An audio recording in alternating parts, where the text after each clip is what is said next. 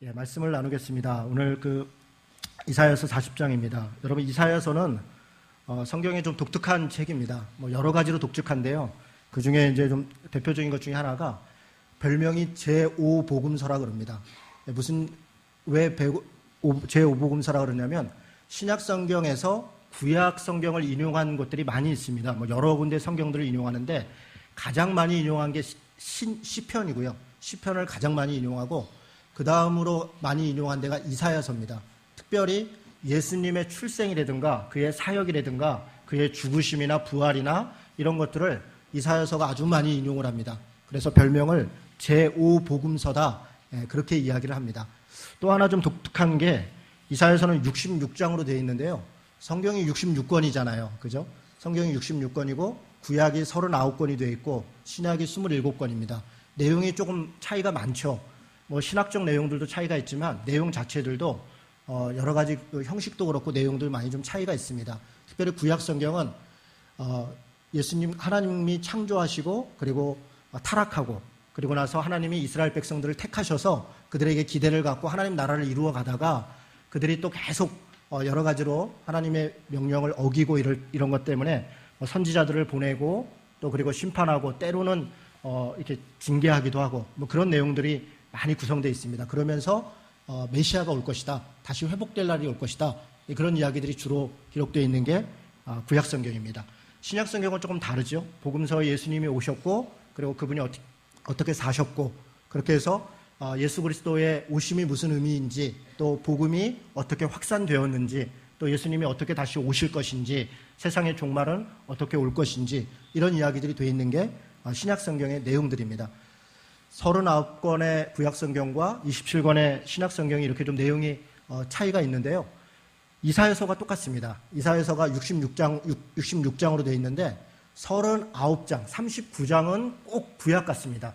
그래서 이스라엘 백성들의 회개를 촉구하고 또 때로 심판을 얘기하고 또 이런저런 죄악들을 지적하고 이런 부분들이 구약 성경의 좀 정의로운 하나님 또 엄중한 그런 분위기들이 이 39장까지 많이 나와 있습니다. 그리고 나서 40장부터는 분위기가 완전히 달라집니다. 마치 신약 같습니다. 복음을 선포합니다. 회복을 이야기합니다. 그리고 심지어는 재림과 새하늘과 새 땅이 어떻게 이루어질 것인가 이런 이야기들이 이사야서 뒷부분에 전개가 되고 있습니다. 그래서 이사야서를 성경의 축소판이다, 그런 별명을 가지고 있습니다. 근데 이사야서가 생각보다 쉽지는 않습니다. 말도 고어체이고요.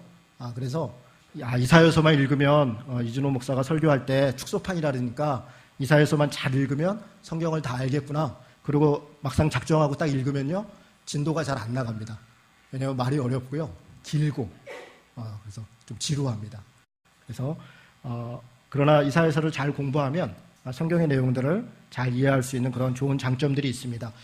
제가 방금 말씀드린 것처럼 39장까지는 죄를 지적하고 이스라엘의 죄악입니다. 그런 것들을 지적하고 이스라엘과 회개를 촉구하고 끝끝내 그들이 돌이키지 않기 때문에 하나님께서 바벨론을 통해서 그들이 멸망하는 그런 과정들을 이사야서 39장까지 기록하고 있습니다. 그래서 그들은 지금 어디에 가 있냐면 바벨론의 포로로 잡혀가 있습니다. 물론 이스라엘 민족이 다 포로 잡혀가 있는 건 아닙니다. 많은 사람들은 유대 땅에 남아 있었습니다.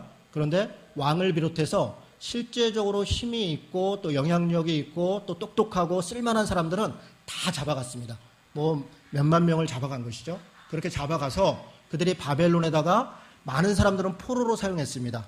메소포타미아 티그리스강 하류에 그들을 불러다가 바벨론이 여기저기 나라들 세우고 할 때 필요한 그런 자재들을 만드는 그런 노예로 사용하기도 하고 포로로 잡아뒀습니다. 그래서 많은 사람들은 자유롭게 살 수 있도록 또 기회를 줬습니다. 그렇게 해서 그들이 이제 포로 생활을 하고 있는 그런 상황입니다. 이들이 39장에 40장으로 넘어오는 과정에서 그들은 이제 절망 가운데 있는 것입니다. 하나님을 믿고 있었고 자신들의 나라를 하나님이 선택했다라고 하는 선민의식이 강하게 있었습니다. 그런데 그들에게 예루살렘이 멸망했고 하나님의 성전이 무너졌다는 것은 청천벽력 같은 일입니다. 하나님이 자신들과 함께하지 않는다 이런 것 때문에 그들은 고통스러웠고 심지어 그들이 포로로 잡혀왔죠. 그러니까 이역만리 땅에 포로로 잡혀와서 정말 이렇게 좋지 않은 대우들을 당하고 그런 것들을 상황에 있을 때 그들은 절망하고 포기하고 낙심하고 그런 상황에 있었습니다. 그리고 나서 40장이 시작됩니다. 40장 시작은 이렇게 시작합니다. 우리 40장 1절 같이 한번 읽도록 하겠습니다. 읽습니다. 너희의 하나님이 이르시되 너희는 위로하라 내 백성을 위로하라. 40장은 성경 뒤에 66장까지의 서론과 같은 것입니다. 40장은 앞으로 하나님이 어떻게 회복할 것이고 그리고 회복된 이스라엘을 이방 민족에게 어떻게 열방의 빛으로 하나님이 동역자로 사용할 것인가를 기록한 66장까지의 내용의 서론과 같은 하나님이 어떻게 그들을 위로하고 어떻게 그들에게 힘을 더하고 계시는가를 설명하는 게 40장입니다. 그리고 그 1절은 이렇게 시작하는 겁니다. 너희의 하나님이 이르시되 너희는 위로하라 내 백성을 위로하라. 지금 무엇이 위로라고 얘기하는 겁니까? 포로의 땅이고 절망의 땅이고 낙심해 있는 사람들에게 하나님이 위로를 얘기하는데 첫 번째 얘기하는 게 내가 너희의 하나님이 된다라는 것입니다. 그리고 너희는 여전히 내 백성이다 라고 얘기하는 게 위로의 근거이고 내용이라는 겁니다. 절망에 있는 사람들, 포로 잡혀 있는 사람들한테 거기서 해방될 것이다, 돌아올 것이다. 물론 그것이 위로입니다. 그것이 힘이 될 것입니다. 그러나 그렇게 상황이 달라지고 환경이 달라지는 것 이전에 이들에게 있어서 가장 먼저 중요한 것은 내가 여전히 너희의 하나님이다. 너희는 여전히 내 백성이다. 라고 하는 이 부분을 분명하게 하는 것이 이스라엘 백성들에게 위로가 된다는 것입니다. 여러분, 이스라엘 백성들이 나라가 멸망한 것도 그리고 포로 잡혀온 것도 그것이 지금 자신들에게 절망이지만 사실 이스라엘 백성들의 더 큰 절망은 하나님의 성전이 무너졌다는 것입니다. 그들이 그렇게 믿고 의지하였던, 그들이 웅장하게 지어놓고 거기에 늘 날마다 제사하고 예배할 때마다 하나님이 내 기도를 들어주신다, 내 죄를 용서해 주신다, 그래서 나와 함께 하신다라고 굳건하게 믿고 있었는데 그 성전이 하루아침에 무너졌습니다. 그리고 자신들이 믿고 의지했던 하나님은 아무것도 아닌 것처럼 되어버렸습니다. 자신들을 떠난 것처럼 되어버린 것입니다. 바로 그것이 더 절망인 것입니다. 그들이 포로 잡혀와서 자신의 조국이 없어진 것, 그 이전에 더 큰 절망은 하나님이 나와 함께하고 있지 않다라고 하는 그런 의식들이 그들을 절망 가운데 있게 했습니다. 그래서 하나님이 첫 말씀이 그렇게 얘기하는 것입니다. 내가 여전히 너희의 하나님이다. 그리고 너희들은 여전히 내 백성이다. 너희들은 내가 선택했고 내 자녀들이다 라고 이야기하고 있는 것입니다. 제가 서울의 화곡동이라는 곳에서 전도사를 했었습니다. 98년도였던 것 같아요. 교회가 화곡동에 있었고 저는 충정로에서 자취를 하고 있었습니다. 저희 학교가 충정로에 있었습니다. 그래서 너무 멀었습니다. 너무 멀고 그래서 또 뭐 일도 이것저것 있고 그래서 토요일만 되면 제가 이제 그 교회 가서 잠을 잤습니다. 그 교회도 우리 여기하고 비슷합니다. 지하에 있었고 저렇게 뒤에 잠옷실이 있었습니다. 그러니까 저는 잘 데가 없으니까 이제 맨날 잠옷실에서 잤죠, 혼자. 토요일마다 가서 잠을 자는데 고단한 동네입니다. 그 화곡동에 그 청수장 올라가는 그 언덕길 그쪽이 가난한 분들이 많이 모여 살고 있고요. 힘든 곳입니다. 그래서 그런지 밤만 되면 권사님, 집사님들이 많이 와서 기도를 했습니다. 그러니까 저녁마다 이렇게 오셔서 뭐 이렇게 기도하시다가 새벽에 돌아가시고 그런 일이 많이 있었습니다. 토요일 날 제가 잠을 잘 때도 뭐 수시로 오셔서 기도하고 그리고 갑니다. 저는 이제 집사님들, 권사님들 이렇게 기도하는 소리를 자장가처럼 듣고 이렇게 잠을 자는 거죠. 근데 한날은 잠을 이렇게 자다가 제가 언뜻 깼는데 아마 새벽 1-2시 정도 된 것 같아요. 그런데 한 권사님이 가지 않고 계속 기도를 하고 계신 거예요. 이게 다음 날이 주일이기 때문에 그 토요일 날은 그런 일은 별로 없거든요. 대체로 12시 전에 이렇게 돌아가시고 하는데 그날은 새벽 뭐 1-2시까지 됐는데도 계속 기도를 하는 겁니다. 기도 소리가 자세히 들리진 않는데 그게 느낌으로는 아는 거죠. 이게 어떤 심정인가? 뭐 절절합니다. 뭐 안타까워하는 마음이 있고 때로는 이렇게 절망하는 그런 마음이 있고 막 화나는 하나님이 도와주시지 않는 것에 대해서 막 원망스럽고 그런 것들이 기도 소리 가운데 이렇게 자꾸 들립니다. 기도도 계속 하다 보면 이제 할 말이 없어지죠. 그러니까 주여 하나님 뭐 이런 소리들이 이제 막 들립니다. 그런데 그 주여 하나님 부르는 소리가 뭐 기분 좋은 소리가 아닙니다. 그냥 막 원망의 소리가 있고 눈물의 그런 부르짖음이 있는 뭐 할 말은 이제 다 했고 그런데 여전히 해결은 안 됐고 그러니까 그냥 주여만 연발하고 하나님만 부르고 있는 그런 이제 상황입니다. 아마 그렇게 기도해 보신 분들 어떤 심정인지 알 것 같습니다. 제가 그 기도를 계속 듣다가 마음에 안타까움이 있는데, 그 권사님이 좀 이렇게 뭐랄까 좀 이렇게 좀 뭐가 아쉬운 게 있는 거예요. 안타까우면서도 뭐가 아쉽습니다. 뭐냐면 아버지 이러면 참 좋겠는데 하나님, 주님 뭐 이렇게 소리는 계속 나오는데 제가 이렇게 들어보니까 아버지 소리가 안 나오는 거예요. 그러니까 아버지 소리가 쉽게 나오지 않는 거죠. 그러다가 계속 시간이 지났습니다. 어느 정도 시간이 지나니까 나중에 이제 권사님이 아버지 그렇게 하시는 거예요. 그리고 아버지 하고 나서 그 다음 말은 감사합니다 이러는 거예요. 여러분 그러면 된 겁니다.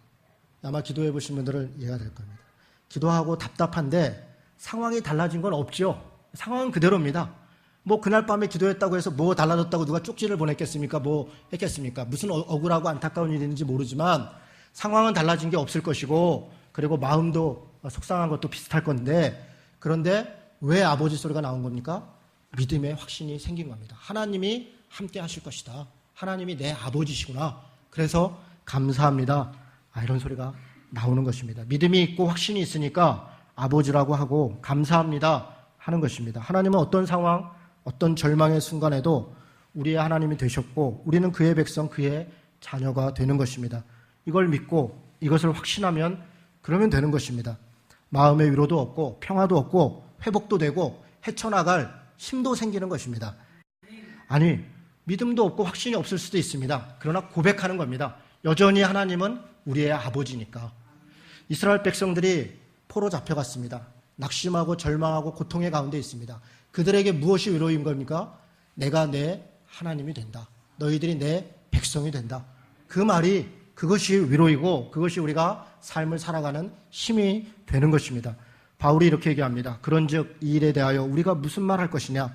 만일 하나님이 우리를 위하시면 누가 우리를 대적할 것이냐? 자기 아들을 아끼지 아니하시고 우리의 모든 사람을 위하여 내주신 이가 어찌 그 아들과 함께 모든 것을 우리에게 주시지 않겠느냐? 누가 너희 하나님께서 택하신 자들을 고발할 것이냐?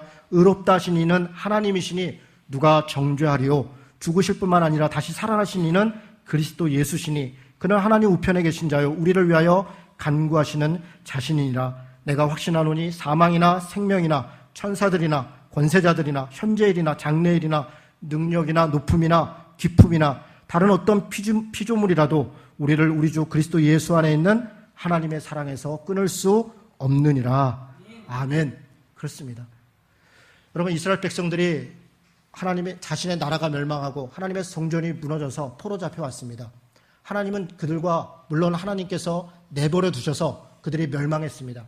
그러나 하나님이 그들의 죄악에 대해서 내버려 두셨지만 그럼에도 불구하고 하나님은 여전히 그들과 함께하고 있는 것입니다. 그들이 포로를 잡혀가 있든 그때 상황들이 어떠하든 그 포로의 땅 바벨론에도 여전히 하나님은 그들과 함께 하신 것입니다. 단지 그들이 그것을 알지 못했고 그것에 대해서 느끼지 못했던 것입니다.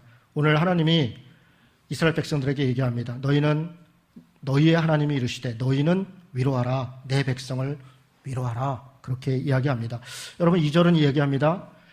너희는 예루살렘의 마음에 닿도록 말하며 그에게 외치라. 그 노역의 때가 끝났고 그 죄악이 사함을 받았느니라. 그의 모든 죄로 말미암아 여호와의 손에서 벌을 배나 받았느니라. 여러분 여기 아주 우리가 조금 집중해서 봐야 될 글이 있습니다. 여호와의 손에서 벌을 배나 받았느니라. 이 말씀입니다. 여러분 우리는 하나님이 용서하시면 우리의 죄악에 그대로 있음에도 불구하고 우리가 그 죄를 회개하지 않고 그 대가를 치르지 않았음에도 불구하고 하나님은 우리를 무조건적으로 용서한다고 생각합니다. 아니요, 그렇지 않습니다. 여기 지금 뭐라고 얘기하는 겁니까? 벌을 배나 받았다. 배는 꼭 2배를 얘기하는 게 아닙니다. 충분히 받았다는 겁니다. 이스라엘 백성들은 범죄했습니다. 그리고 그 범죄로 말미암아 하나님께서 내버려둠을 당했고 하나님께 그리고 그들은 그것에 대한 심판을 받았습니다. 그리고 하나님이 다시 찾아오시고 그들을 위로하실 때는 그들이 그 죄악에 대해서 충분히 대가를 치른 다음에 그들을 다시 하나님께서 내가 너희와 여전히 함께하고 있다라고 말씀하고 있는 것입니다. 여러분 우리가 구원받았다는 것, 우리가 하나님으로부터 죄를 용서받았다는 것 값싼 은혜가 아닙니다. 그냥 내 죄는 그대로 있고 나는 내 행동은 그대로 있는데 하나님은 그냥 무조건 나를 용서했다 그런 것이 아닙니다. 아니 나는 내 죄를 회개하지도 않았고 돌이키지도 않았는데 하나님이 나를 용서하지 않았습니까? 무엇을 보고 용서한 것입니까? 예수 그리스도의 십자가를 보고 용서한 것입니다. 내 죄는 그대로였고 내 행동은 그렇게 크게 달라지지 않았지만 그러나 예수 그리스도께서 우리의 죄를 위하여 대가를 치르신 것입니다.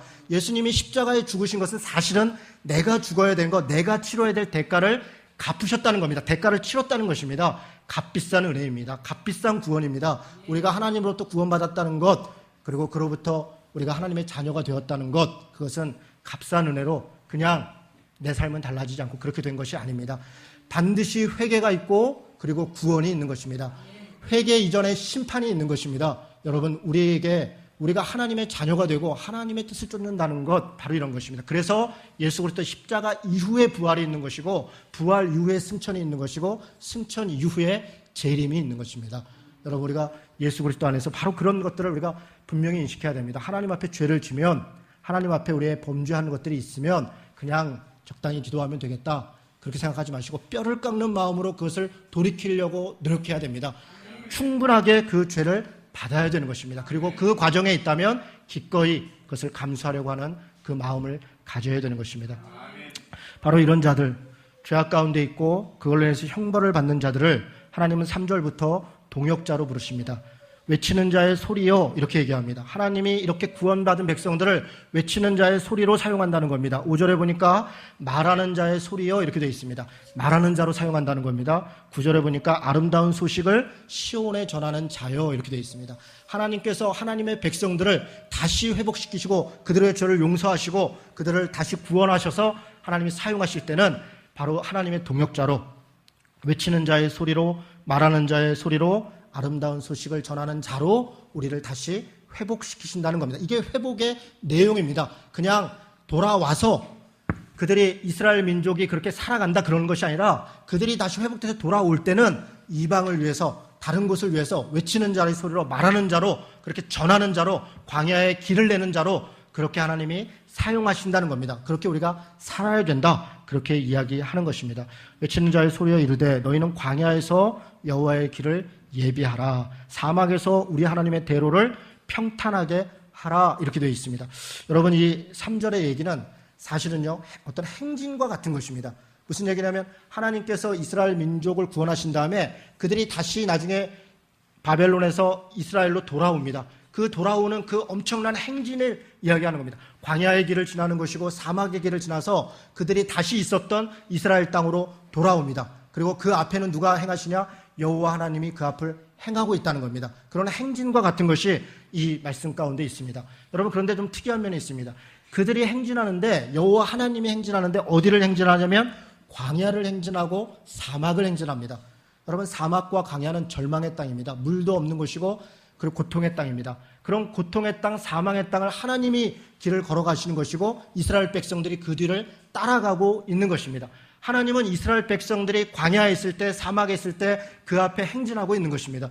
여러분, 이 장면이 언뜻 이해가 되지 않습니다. 그 거룩한 하나님이 어떻게 사막을 행진하고 있는 것일까? 하나님은 자신의 보좌에 그냥 가만히 계시는 분이 아니라 우리의 삶 가운데 개입하셔서 우리가 광야를 걸어갈 때, 사막을 걸어갈 때 그곳에 함께 행진하는 분이 바로 하나님이다, 바로 그렇게 이야기하고 있는 것입니다. 여러분, 이스라엘 민족들이 출애굽을 했습니다. 그들이 출애굽해서 가나안 땅을 향해서 갈 때 그들이 광야를 지나갑니다. 광야를 지나갈 때 그들의 여러 가지 위험과 절망과 고통이 있었습니다. 그러나 그 광야의 길에 누가 그 길을 인도하셨습니까? 하나님께서 그 앞에 길을 인도하는 겁니다. 불기둥이 되고 구름기둥이 돼서 그들의 행진 가운데 하나님이 앞장서서 길을 가고 있는 것입니다. 세례 요한이 예수님의 오시는 길을 예비합니다. 그가 어디에서 예수님의 길을 예비합니까? 세례 요한이 행진한 곳은 빈들이었습니다. 광야였습니다. 그가 어떤 대단한 능력을 갖고 권세를 갖고 권력을 갖고 어떤 위치에 서서 그 일들을 감당한 것이 아니라 빈들에서 외치는 자로, 광야에서 외치는 자로 예수 그리스도의 왕되심을, 그 길을 인도한 것, 바로 그것이 세례 요한의 행진이었습니다. 예수님은 어땠습니까? 예수님은 마국간에서 태어나셨습니다. 그 하나님께서 그 초라한 마국간에 태어나서, 그리고 그는 당시에 가난하고 고통받는 사람들과 더불어 삶을 살았습니다. 그들과 함께 행진했습니다. 예수 그리스도의 행진의 끝은 결국 십자가였습니다. 조롱과 핍박의 길을 예수님은 행진을 통해서 그 걸음을 뚫고 자신의 길을 가신 것입니다. 여러분, 그것이 하나님의 행진입니다. 하나님이 행진하시고 예수님이 행진하고 하나님의 사람들이 행진하는 것은 광야와 사막을 걷는 것입니다. 여러분, 우리가 지금 어디를 가고 있습니까? 무엇을 바라보고 길을 걸어가고 있습니까? 여러분, 우리가 지금 가고 있는 길이 내용이 무엇인가? 우리 정말로 돌아봐야 됩니다. 하나님의 길을 따라가고 있는가? 예수 그리스도께서 가신 그 길을 우리는 행진하고 있는가? 아니면 내 욕심과 내 욕망을 따라서 내 길을 행진하고 있는가? 우리는 그것을 살펴봐야 합니다. 여러분, 미가서를 한번 보도록 하겠습니다. 미가서 2장입니다. 미가서 2장 12절 13절입니다.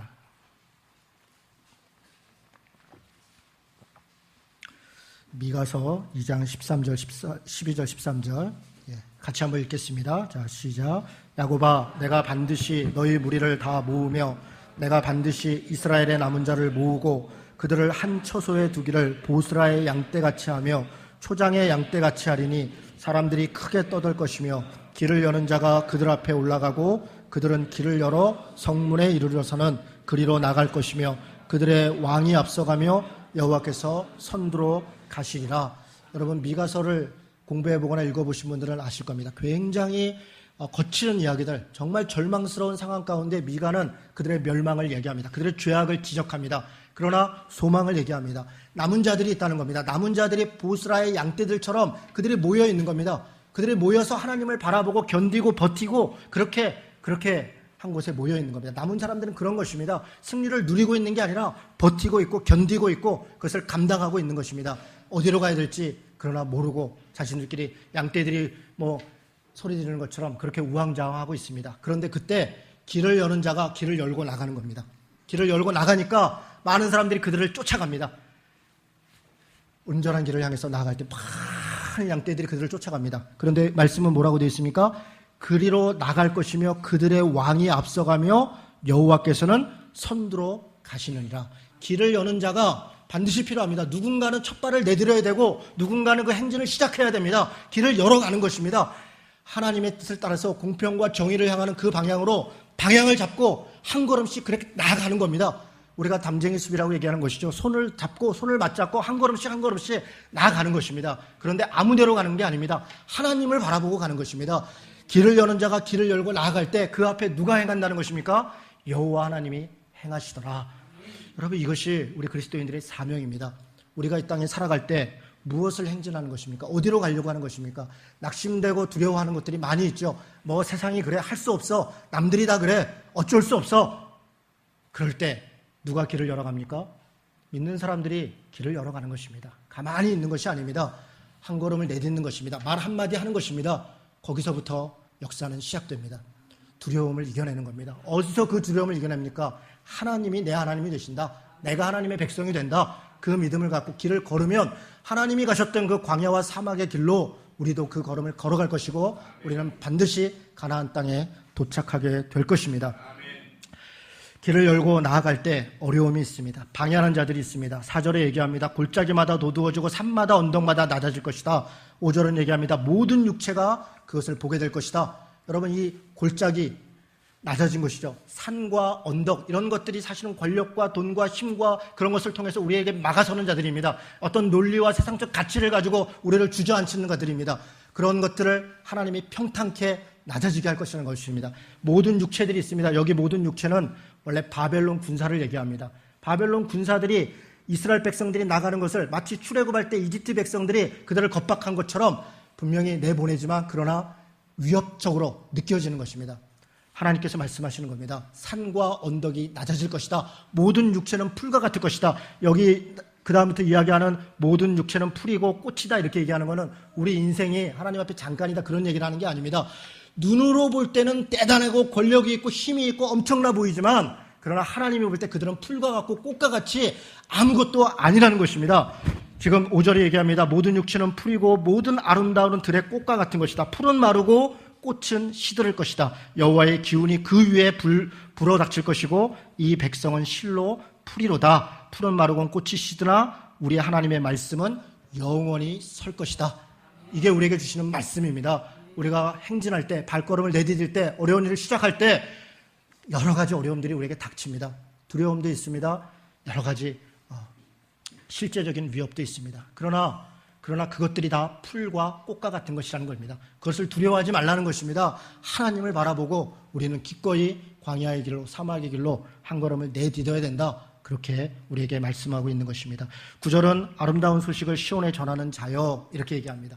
여러분, 외치는 자의 소리여, 말하는 자의 소리여, 아름다운 자의 소식을 전하는 시온에 전하는 자여. 사실 이 말씀들을 생각해보면 정말 가슴 벅찬 얘기입니다. 하나님께서 우리 같은 죄인들을 회복시키시고 우리를 하나님의 사역의 동역자로 우리를 삼으신다는 겁니다. 하나님이 직접 외치고 직접 전하는 것이 아니라 우리를 통해서 하나님께서 시온에다가 하나님의 해방과 자유와 그리고 평화를 선포하도록 우리를 사용하신다는 겁니다. 우리를 그렇게 사용한다는 겁니다. 여러분, 우리가 무엇입니까?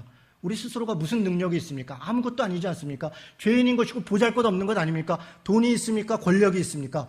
무엇이 있습니까? 아무것도 없습니다. 그러나 하나님은 그 하나님의 위대한 그 창조적인 그 전능하심을 우리에게 주시고 우리가 하나님의 일을 감당하도록 우리를 사용하신다. 우리를 동역자로 부르신다. 그래서 아름다운 소식을 예루살렘에 전하고 힘써 소리를 높이고 두려워하지 말고 소리를 높여 유다의 성읍들에게 외쳐라. 이렇게 얘기합니다. 뭐라고 외치라는 겁니까? 너희의 하나님을 봐라. 이렇게 외치라는 겁니다.